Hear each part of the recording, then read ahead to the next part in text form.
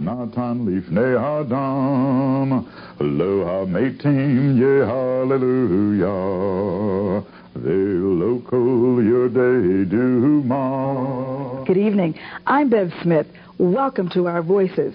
That was Julius Lester, a cantor and one of many African Americans converting to Judaism.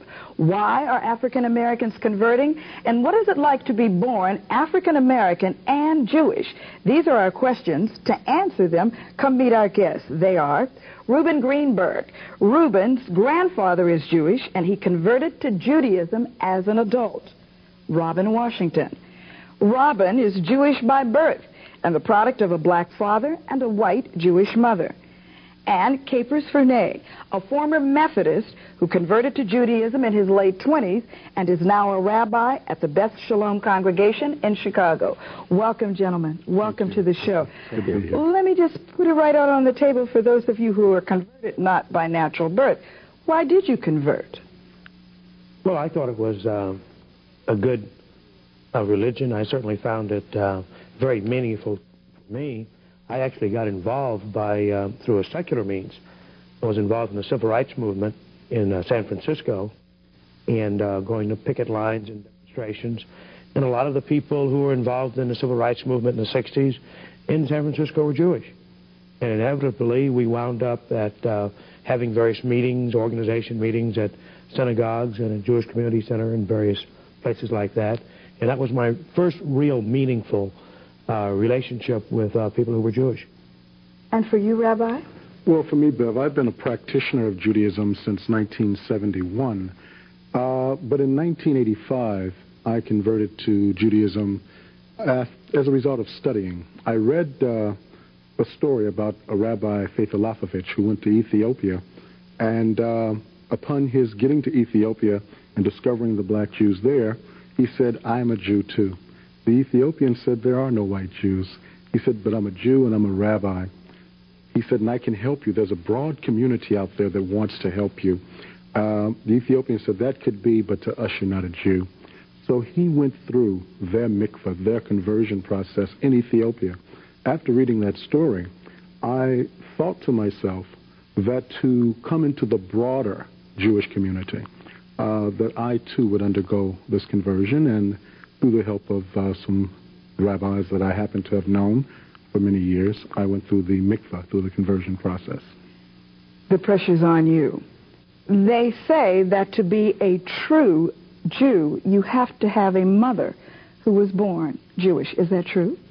That is one way to be a Jew. Of course, I don't want to disenfranchise my colleagues here, my brethren, because there's also an important law in Judaism that says you do not judge one's Jewishness. In other words, if someone converts, you're just as much a Jew as if you were born a Jew.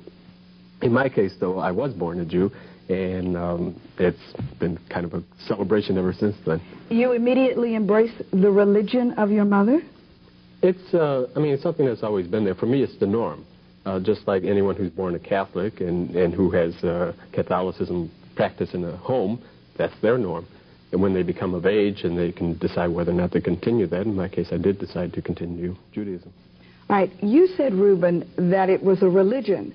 But I thought that Judaism was a way of life involving religion. It is. Well, it's a religion. It's also a way of life. If you look over the world, for example, the religion is basically the same all over the world.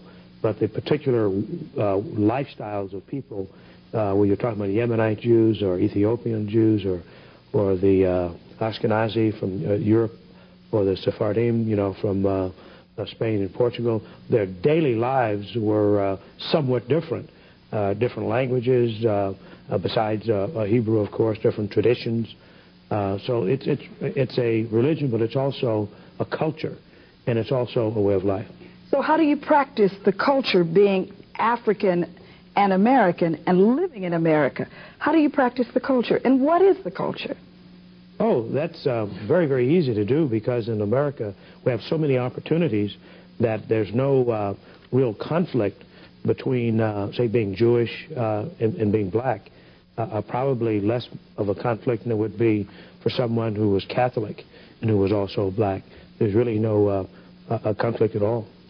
Are you looked at differently because you are African American and black? And we'll get to you being a rabbi, but are you looked at differently? Do people say, oh, come on, guys, be serious? Are you looked at differently, treated differently?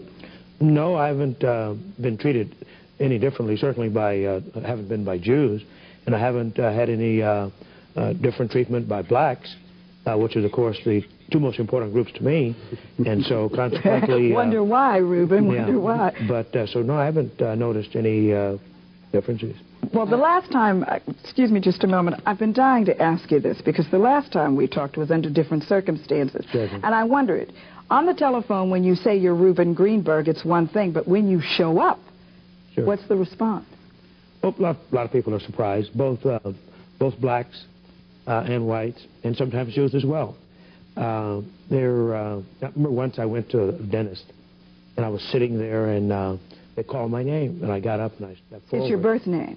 Yes, and I stepped forward, and they said, "Excuse me, sir," and they looked past me and said, "Mr. Greenberg," and I cleared my throat, and I said, "Young lady," she said, "Excuse me, sir, you'll have to wait your turn, Mr. Greenberg," you know, and I finally said, "Well, I'm Mr. Greenberg," and she looked at me almost incredulously and said, "Oh."